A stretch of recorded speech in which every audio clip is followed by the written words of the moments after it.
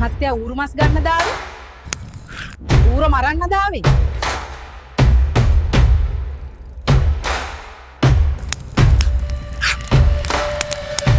මේ හැමදේම හැදිලා තියෙන්නේ ඝන ද්‍රව වායු වලින්.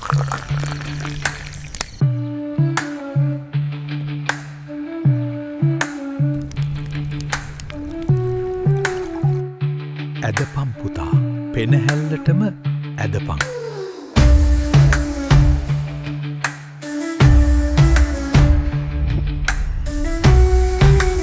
මම ගණයක් නෙවෙයි නම් මම ද්‍රවයකුත් නෙවෙයි නම් වායුවකුත් නෙවෙයි නම් මම කවුද? ප්ලාස්මා. එහෙම යුද්ධ කියලා ලොකු ප්‍රශ්නයක් නෑ සර්. අපිට මෙව්ව හුරුයි.